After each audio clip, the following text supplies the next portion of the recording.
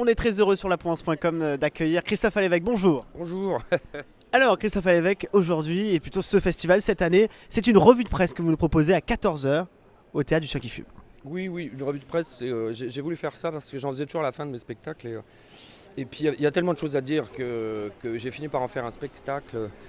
Et c'est un spectacle d'improvisation, c'est pour ça que j'ai voulu le faire, parce qu'il n'y a pas de structure, je n'ai pas de limite, je prends des notes. Et très souvent je me laisse aller complètement, ce qui fait que je ne suis pas victime de la maladie du siècle, l'autocensure. Donc vous voulez dire en fait que là, clairement, on voit les notes là. Tous les jours, vous repartez de zéro avec ce que vous avez dans la presse, c'est ça? Expliquez-nous un peu. Une trame, et puis là maintenant les papiers, il n'y a que moi qui peux comprendre, il n'y a que moi qui peux lire. Ah oui, je confirme. Oui. Je note, là voilà, c'est une sorte de fouillis. Je suis le seul à pouvoir m'y retrouver, mais c'est en fonction de l'humeur du jour. Voilà, j'ai des dossiers de près et tout dépend ce qui sort. Alors en ce moment c'est monolithique, c'est devenu chiantissime.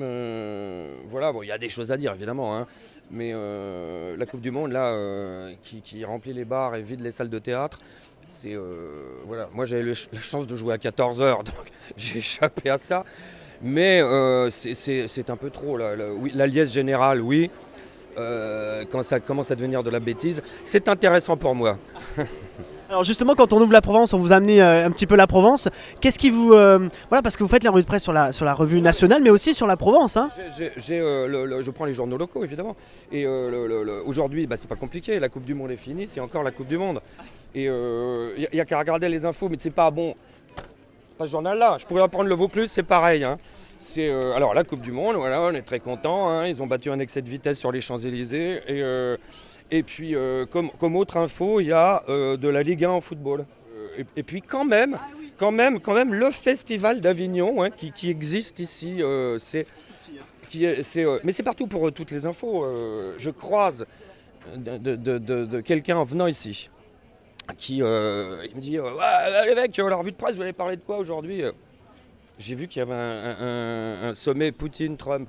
Je lui dis je vais parler du sommet international il me coupe comme ça, il fait c'était dimanche.